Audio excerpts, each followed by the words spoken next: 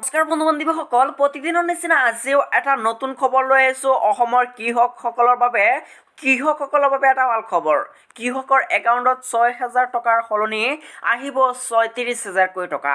জানক কেনেকৈ লাভ কৰিব এই 36,000কৈ টকা আৰু কোনসকলে লাভ কৰিব সবিশেষ। গতিকে আপোনালোকে প্ৰথমৰ পৰা শেষলৈকে মনোযোগেৰে চাই যাব আৰু চেনেলটো যদি নতুনকৈ আহিছে তেনেহ'লে চেনেলটো ছাবস্ক্ৰাইব কৰিব।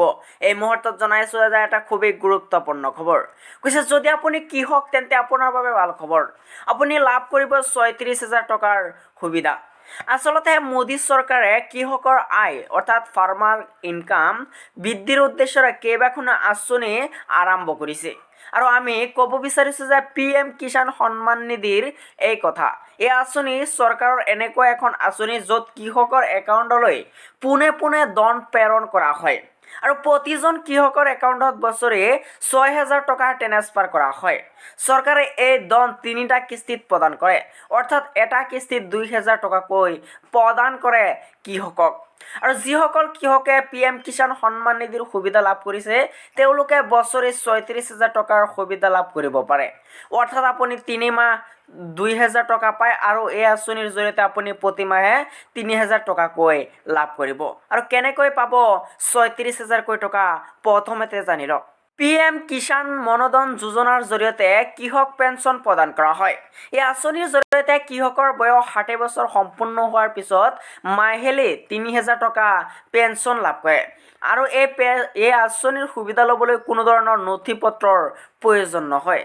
জানক কেনেকৈ পাব এই সুবিধা। নম্বৰতে আপোনালোকে এই আঁচনিৰ সুবিধা 18 পৰা 40 বছৰৰ সকলো কৃষকে লাভ কৰিব পাৰিব আৰু ইয়াৰ বাবে কৃষকৰ হাতত থাকিব লাগিব সৰ্বাধিক 2 হেক্টৰ খেতিৰ বাবে যোগ্য ভূমি।